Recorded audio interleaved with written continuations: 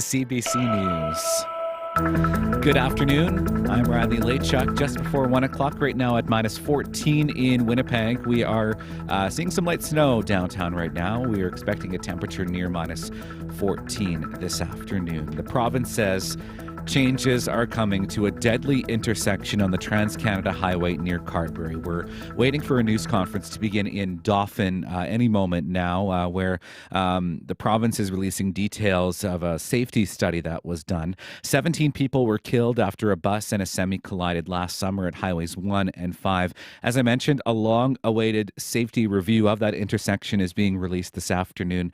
Transportation Minister Lisa Naylor is among those who will speak, along with Premier Wab Kinew.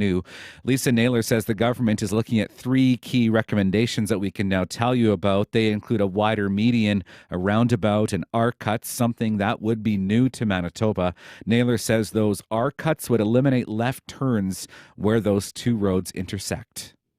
Some of these options, it also means having to acquire land that from local landowners. So there's negotiations that have to happen. So the final decision will come as a result of that process of consultation and negotiation. Naylor hopes the design process will be done in 6 to 9 months. And once again, that news conference happening in Dauphin will take you there live right here on CBC Radio 1 as soon as it begins. The family of Norine Tate are remembering her and demanding action from the RCMP.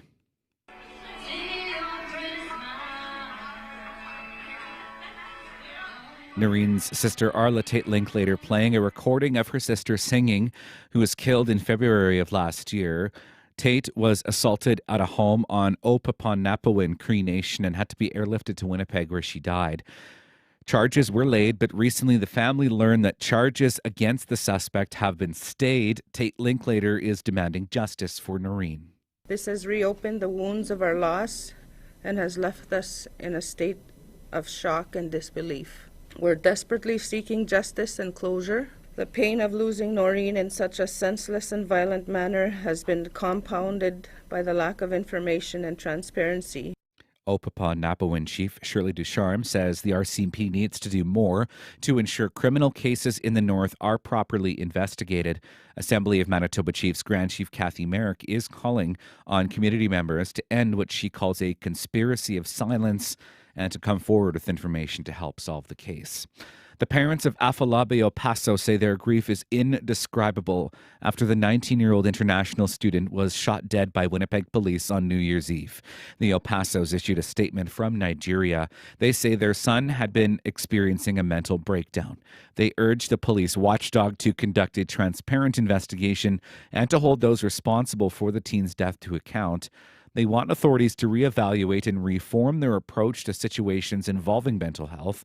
The Opasos say mental health should not be a death sentence, and they thank the public for their outpouring of support for the family. The city of Winnipeg is facing a budget shortfall, millions of dollars larger than it forecast just 3 months ago. CBC's Cameron McLean has the story. The city predicts its deficit for 2023 will be $7.1 million, an increase of $4 million from its last budget forecast released in November. The latest numbers reflect city spending up until the end of November. Higher than expected snow clearing, road construction, fire paramedic overtime, and compensation costs all contributed to the increase. Reduced pension costs and increased interest revenue partially offset the deficit. The city is legally required to balance its budget each year. In a statement, Finance Committee Chair Jeff Brawadi said the city may draw from the Financial Stabilization Reserve Fund. This latest update comes after a confidential briefing on the budget. Councillor Russ Wyatt warned the city could face cuts across all departments. Cameron McLean, CBC News, Winnipeg.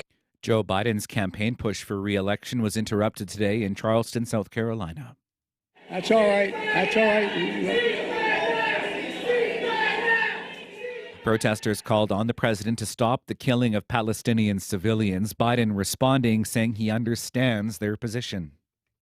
I've been quietly working with the Israeli government to get them to reduce and significantly get out of Gaza. I'm using all that I can to do that. Biden was speaking at Mother Emanuel Church, where a white supremacist killed 9 black churchgoers in 2015.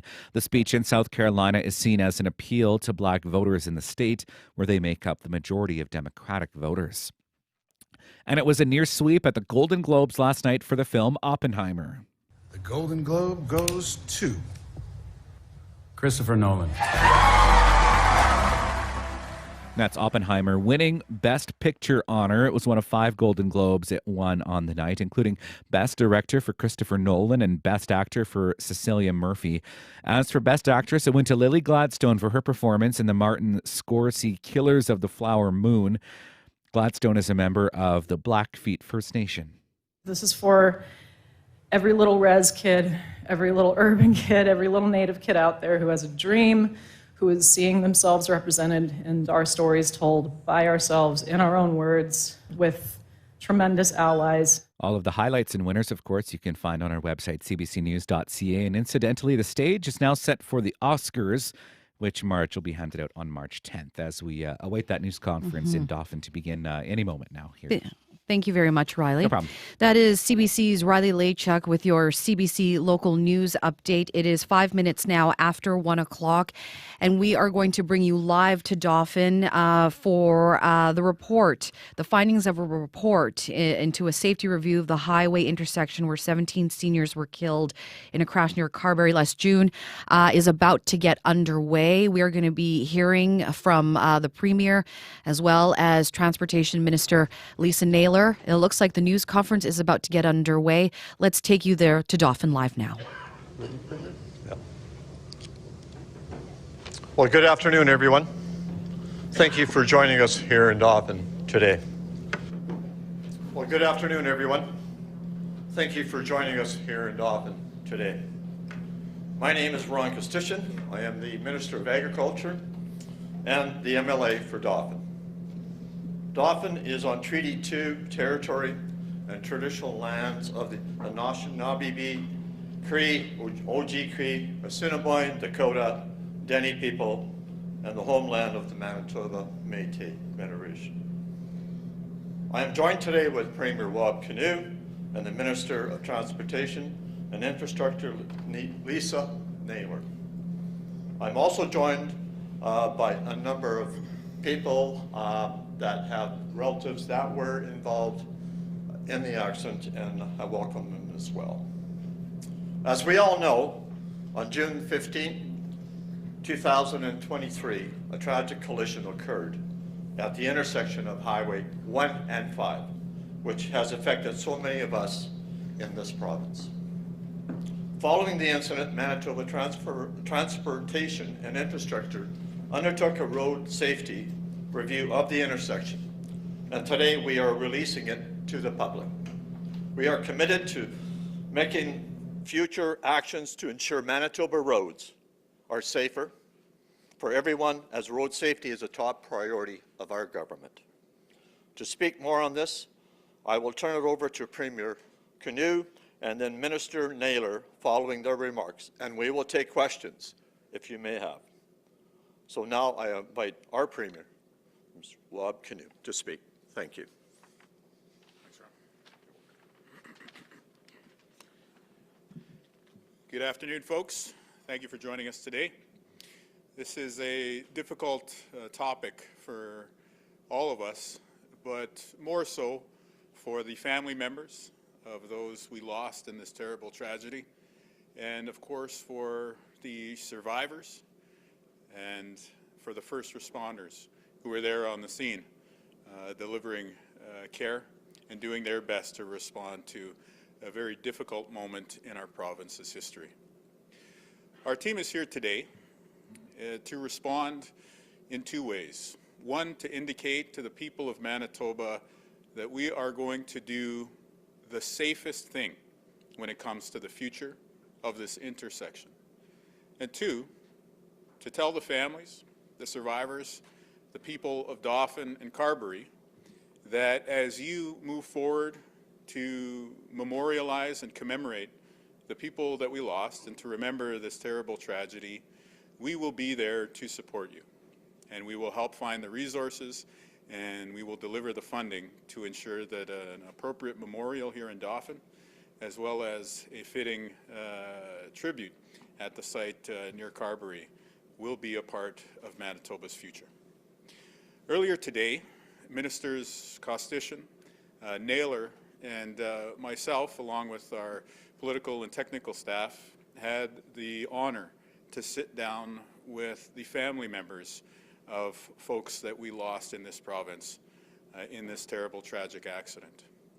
We were also joined by folks who survived and who had family members survive this tragic incident. Of course, we also were honored to be joined by first responders and local leaders in both Dauphin and Carberry. And so I want to acknowledge all of these people, first and foremost, in the generosity of their spirit to come and sit with us today and to relive some very difficult times that they've been through. And I want to thank the first responders who had to do their important work in a situation that many of us can only imagine. And I know that that's something that they will continue to carry with them, and we've got your backs as you work through that. To the family members and to the survivors, I want to acknowledge that we cannot make things right or make you whole, but we are going to work our hardest to ensure that something like this does not happen again. And we are also going to work hard to ensure that we can be there to help you on your healing journey. And so our team is here today to share information that has been the result of work underway since the immediate aftermath of this terrible tragedy.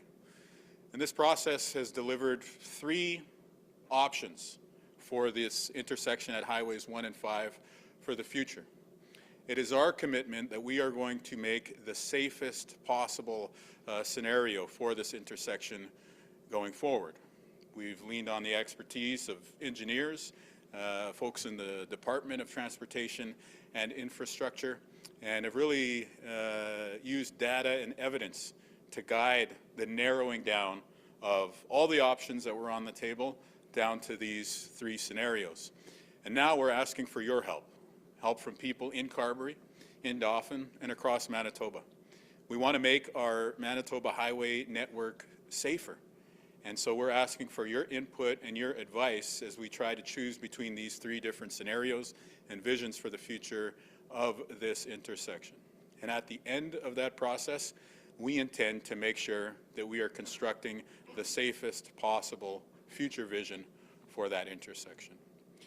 So this is a very difficult moment that occurred in our province last year, and today is also a difficult time for many people. And it's our commitment, again, that we are going to take the steps necessary to try and ensure that things like this don't happen in the future, that the entirety of our highway network in Manitoba is made safer, and that we remember and acknowledge those folks that we lost and those folks who were part of the accident who we were honored to be able to shake hands with today. So we have a lot more detail and a lot more technical information that we can dive into, but I wanted to begin with these opening comments. Comments of thanks for the local leaders who have been stepping up time and time again. Thanks of gratitude for the first responders who were there first on the scene and who continue to carry this incident with them. And of course, with the greatest humility, our thoughts, prayers, and importantly, action that we are committed to for those that we've lost and for the survivors. So at this time, I'll invite Minister Lisa Naylor, who is Manitoba's Minister of Transportation and Infrastructure, to share some comments. Thank you, Premier. So my name is Lisa Naylor. I'm the Minister of Transportation and Infrastructure, as well as Consumer Protection and Government Services. I want to begin by echoing the Premier's comments and thanking the families and community members who took the time to meet with us earlier today, and to acknowledge those joining us online who could not be here in person. Over the past 6 months, an independent panel of engineers has studied potential improvements to this intersection, and they recently provided their final report to our government. Today, we're releasing the report as well as an executive summary in full to the public. Improvements in this intersection will take place in several stages. Immediate upgrades have already been completed, including installation of new important intersection signs and additional speed limit signs, refreshed pavement markings, and rumble strips on Highway 5. Some of the recommendations made in the report can be done quite simply, and some have already been completed, like the ones I mentioned.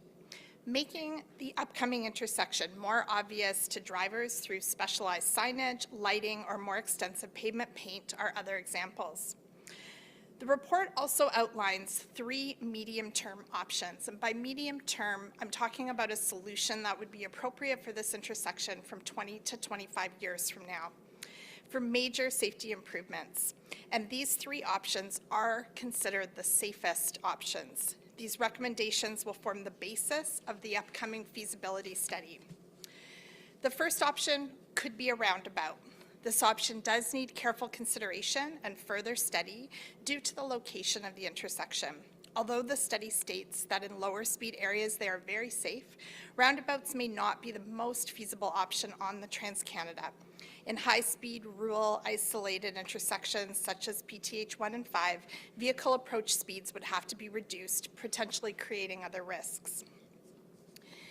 The next option is median widening. The median is currently quite narrow for large buses and trucks, which were much shorter when these highways were originally built. And therefore, a wider median provides drivers with the space to stop and to be able to take care when crossing the highway. And the third option is called an R-cut. So that's R-cut, a restricted crossing U-turn. R-cuts are a new feature to Manitoba, but they're used in many other jurisdictions, particularly in the US, and they've been shown to reduce potential conflict points and provide drivers with sufficient space and time to do safe movement across and through intersections. Saskatchewan has just installed an R-cut near Saskatoon, so we are starting to see these come into communities such as this.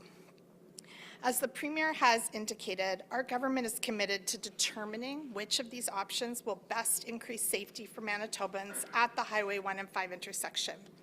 And we will continue to work closely with experts in the Department of Transportation and Infrastructure to make this decision.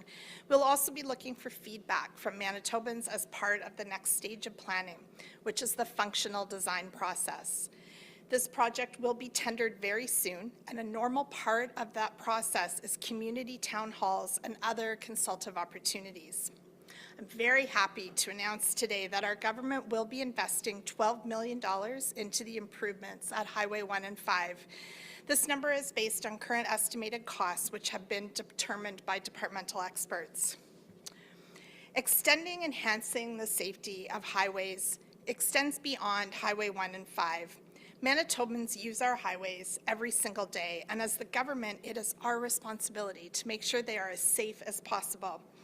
We are taking the lessons learned from this report and applying them to other locations across the province. In reviewing this intersection, the department has begun embedding a safe systems approach to highway renewal and planning, and that will certainly be our way forward in this province. This approach aims to create a more forgiving road system, meaning that the system accepts that people make mistakes and are vulnerable, so road systems are created to prevent tragedies. The first step is to create a road safety response team, a permanent safety unit within the Department of Transportation and Infrastructure, which will be tasked with reviewing Manitoba's highway network and identifying potential safety improvements across the province. The safety unit will be made up of many of the same experts in the department who worked on the safety strategy for the Highway 1 and 5 intersection. I want to close by taking a moment to thank all of those hardworking public servants and also the external engineers who wrote the report for us, for all the work that they've done and will continue to do to ensure our highways are safe and accessible for all Manitobans. We do have some of our department engineers and leadership here today for any technical questions that may come. And now the Premier and I are happy to take any questions that you may have. Mr. Premier, I guess how quickly can we start to see change actually happen on this intersection at this intersection? Okay. I'll take that question. The RFP is going out in the next few weeks, which means that the functional design process will begin soon after that. That process, the functional design piece would be expected to take about 6 to 9 months. That does include at least 3 consultation steps with the community, as well as other users of the highways, such as Manitoba Trucking Association. From there, once the community has had the opportunity to give feedbacks on the different design processes and options, then it goes to the more detailed design process. So we would be looking at starting the actual building of whatever changes happen in that intersection starting probably around the end of 2025 and with completion in 2026. Premier, the safest option would likely be an interchange or an overpass there. I know you said you're committed to the safest option here. I'm hoping Premier can answer this. Is that something that the province will consider as multi-million-dollar project? Okay, so I'm just going to repeat the question because we have folks monitoring on Zoom and they can't hear the room sound. So the question was about an interchange and whether we'll consider it. So the quick answer is yes, we are considering it. There will be an interchange at this location in the future. The engineers tell us that that's probably in the 20 to 25-year timeline in terms of when that makes sense. We can provide some background in terms of the thought process that gets us here. First and foremost, we're going to do the safest thing for this intersection going forward into the future. And for the reporters in the room, I'll draw your attention to the executive summary of the report. This is about a 170-page document that we shared today. The engineers were on site at the accident.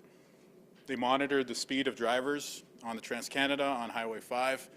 They monitored how many people stop, how many people roll through the intersection, how many people run the stop sign. They took a look at all the different history that we have on record for this, and they conducted a very sophisticated modeling for this scenario. If you look at what the safest option is according to the engineer modeling, in that document, the roundabout is actually safer than the interchange model. The R-cut model is comparable to both the interchange and the roundabout in terms of level of safety. But the question for you, the average person following along on this issue, is putting a roundabout on the Trans-Canada the safest thing that we could do going forward here? Is bringing in a new traffic feature like an R-cut or an interchange the safest thing that we can do here? And that's why we need this public consultation, because us as the government shouldn't be making this decision behind closed doors without hearing from you. And so that's why we want to hear from the ag industry, the trucking industry, folks in Carberry, people affected here in Dauphin, highway users from across the province to tell us what you think the best option is here going forward. So we're listening to the advice of experts, and as a result of that, we've narrowed this down to the 3 proposals that Minister Naylor has outlined here: roundabout, median widening, and the R-cut model. And these are the safest options before us given the current traffic volume on the site. And now we want your input in determining which of these is the best fit for our highways here in Manitoba going forward. What? Alors, la question était en français, comment est-ce que nous avons choisi ces 3 options?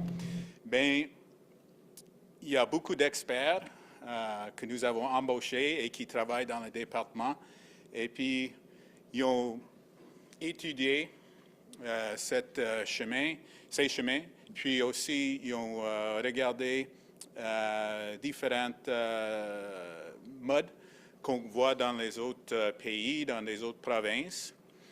Et puis pour cet endroit, nous avons vu que ces 3 options sont les 3 options les plus meilleures pour améliorer la situation ici. Mais maintenant, nous devrons parler avec vous, le peuple de cette province, pour sélectionner c'est quoi le meilleur entre ces 3 options. Parce que oui, ça se peut qu'une des approches sont vraiment une bonne idée pour les experts, mais est-ce que dans le vrai monde où tout le monde habite ici, est-ce que ça va fonctionner comme ça dans nos hivers ou dans l'été ou dans la saison où on voit beaucoup de camions dans les secteurs agricoles? Alors, nous avons créé ce travail jusqu'à maintenant et maintenant nous demandons à vous, le public, de nous aider pour les prochaines étapes. Et à quel point ces consultations-là vont peser dans la décision finale, les consultations? 6 à 9 mois. À quel point, what will it impact the final decision? À quel point est-ce que ça va influencer la décision finale? Ben, nous parlerons avec le public tout partout dans ce processus de 6 à 9 mois. Premier, you said there's going to be an appropriate memorial in Dauphin and at the site. Are those conversations already underway, and is there any idea what those might look like? So I want to make clear that our government is not going to lead this. We want, out of respect and out of reverence for the folks who have been the most impacted by this tragedy, we want them to take the lead on it. And so I'll leave it to those groups to share publicly the information when they're prepared to do so. But I can tell you that folks in Dauphin are in the process of developing a very moving memorial for the folks that we lost and to honor the survivors as well. And so our commitment as a government is that we're going to make sure that that thing can be built. And we're going to make sure that we show up in an appropriate way to help people work through the healing process and observe and commemorate along the way. Yes, we will be there. Yeah. Also, I guess we talked a lot about families and survivors and victims. The importance for you guys to be here today to have those conversations face to face. Why it's so important for you guys to be here and to go through that technical briefing for those families? If you lost a loved one or if you yourself went through this terrible tragedy, I think our government owes it to you to tell you first about what the next steps are going to be. Many of us can only imagine what took place on that day, and it's a priority for us to be here in Dauphin to share this message with some of the most impacted people first. And I think that we all know that as we do the public consultation process, we'll be in Carberry many times for that. We'll be in the RM. We'll be carrying out a public consultation process that includes all Manitobans. But it seems appropriate and fitting that at the start, we're here in Dauphin. The community and the hub for a region, the parkland, that was so tragically impacted on that day last year. And I would just want to acknowledge that the families and survivors and local leaders and first responders have been very generous with us. And so we want to honor their willingness to participate in this process, and any of the mistakes or shortcomings along the way are on us. They have been exemplary in their conduct. Premier, can you share what the response was from the families when you shared this report with them this morning? I wouldn't presume to speak on behalf of them in any way. I would simply say that it was meaningful for us to have the time to engage with the families, and I thank them for their seriousness and the reverence that they are showing not only for their loved ones, but also this process of making highways safer across Manitoba. When we zoom out from the specific consultation and whatever intersection configuration we ultimately build with this investment that's being announced today, I also want to make clear that we're talking about decisions that are going to influence highway safety across the province as well.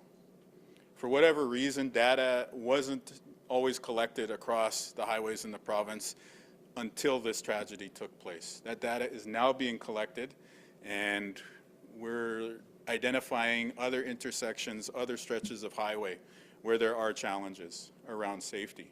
And so we are saying to the people of Manitoba, to the people of Carberry and Dauphin specifically, help us choose the safest configuration for this intersection going forward. But in that process, we're also saying that these consultations and decisions are going to inform the highway safety decisions that we make going forward here in Manitoba. This was a terrible tragedy. We don't want something like this to happen again.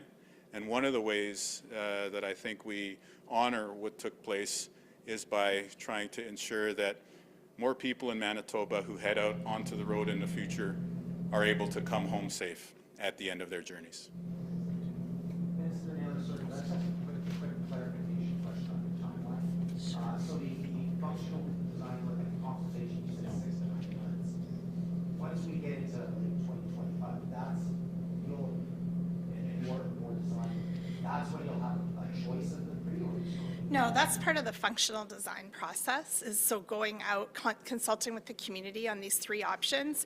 So the functional design includes kind of an early design without a lot of detail about what any of the 3 options could look like.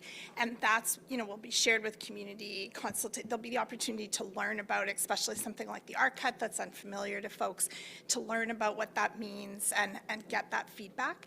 But then the more detailed design process begins once a particular design is decided on, and then the detail happens.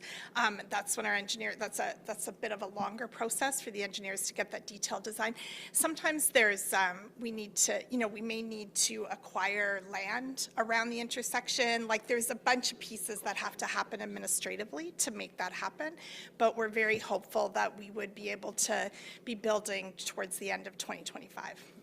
When do we expect to have one of the 3 choices made? When will be the timeline? That would happen during the functional design process. So 6 to 9 months is the usual timeline for that type of, we're not doing anything different than the usual timeline for a significant highway change. You said there were other intersections that were being looked at that have been identified. Are there any in particular that have already been identified that really need to be addressed almost as quickly as this, or that's No, this process that I talked about is going to start to analyze the data from across the province. As the Premier said, well, MPI and policing services do collect that data. It's different to have our engineers in the Road Safety Department analyzing that data and looking at, to help us, inform us around priorities for future interchange, for future intersection changes.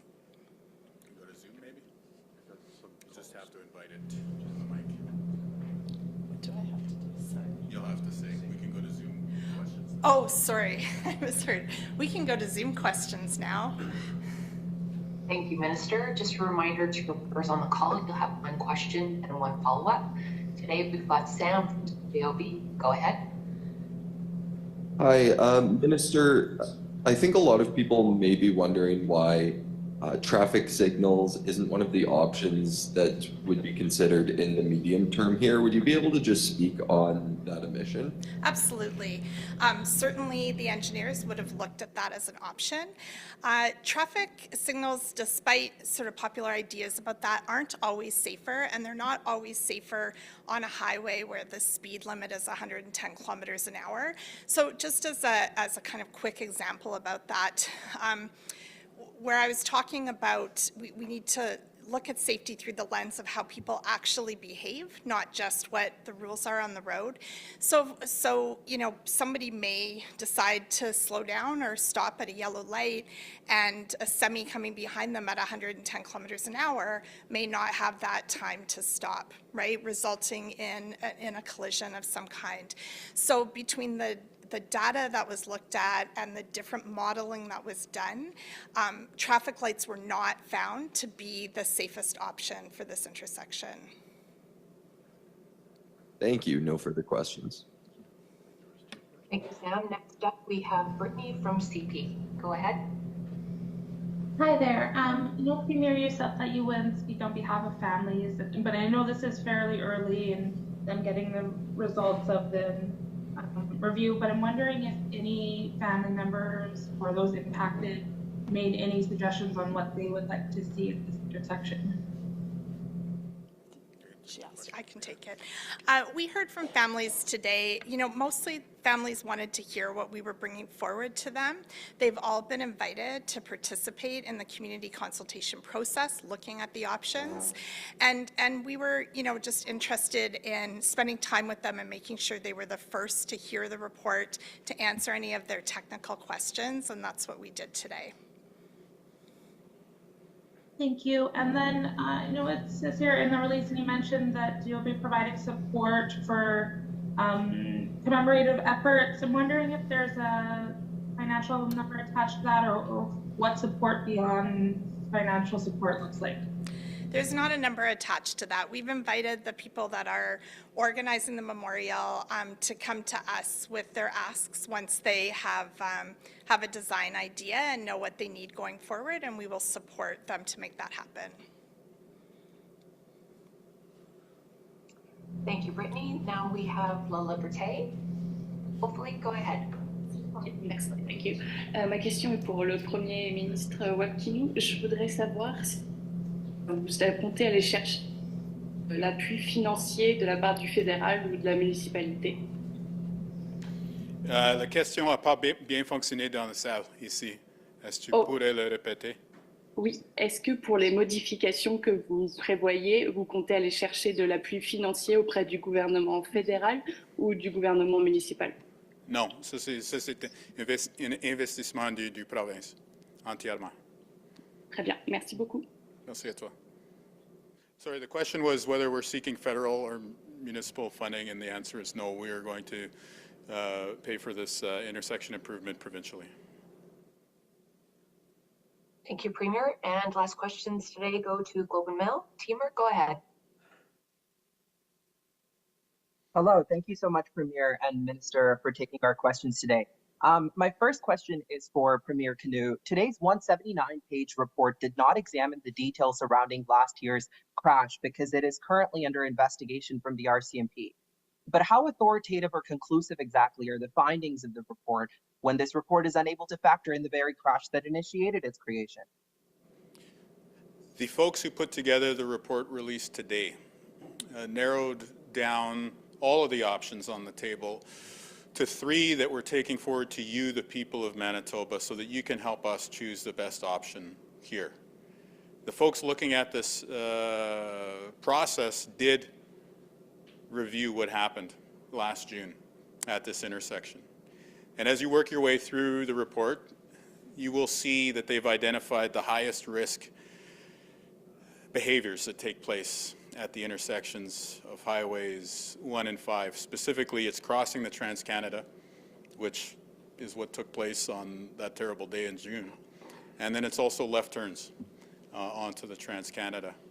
And so now we have 3 options before us that would reduce or in other ways impact those 3 high-risk scenarios.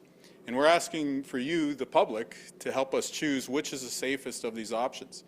Because again, when an engineer or an engineering firm is doing their modeling, they tell us that a roundabout is the safest scenario. But here in the real world, where the rest of us live, is a roundabout on the Trans-Canada actually going to be the safest option going forward?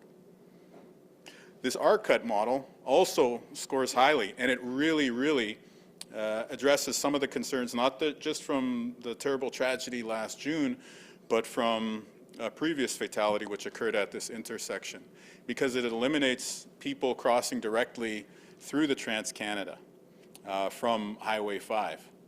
But again, I would expect that folks who live in Carberry or in the region would want to have their say before we change their route to go to Brandon, as one example.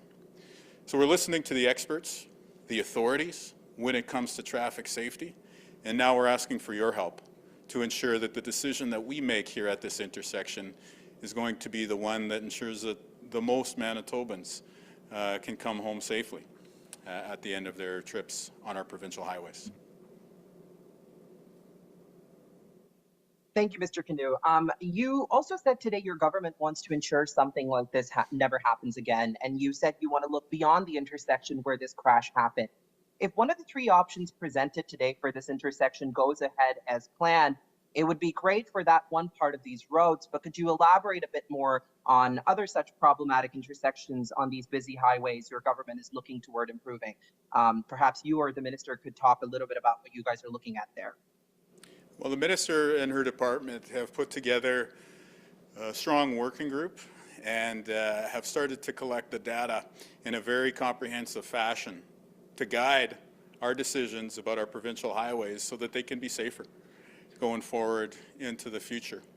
And as we engage the public, people in Carberry, in Dauphin, across Manitoba, with the decision about how do we make this intersection as safe as possible, that will be a template or a decision that informs the way we proceed with other intersections that we look at in the future here in Manitoba. Thank you, Premier. That's everything from Zoom. We'll go back to the room.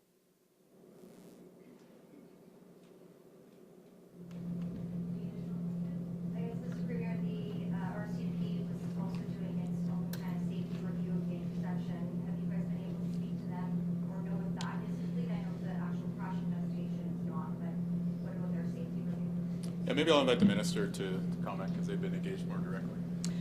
Yeah, thank you. The RCMP has been in frequent contact with our department through the Deputy Minister, and so certainly they've had input, and it's actually the RCMP and MPI that collect the data on crashes and fatalities, and so that that communication will continue to happen between them and our department, and you know, if they had specific information to feed into this report, then that would have been a part of the external report that was done.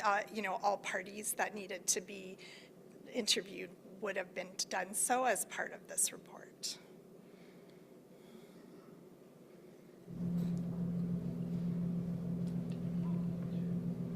Any further questions? All right, thanks, folks. Thank you for your time.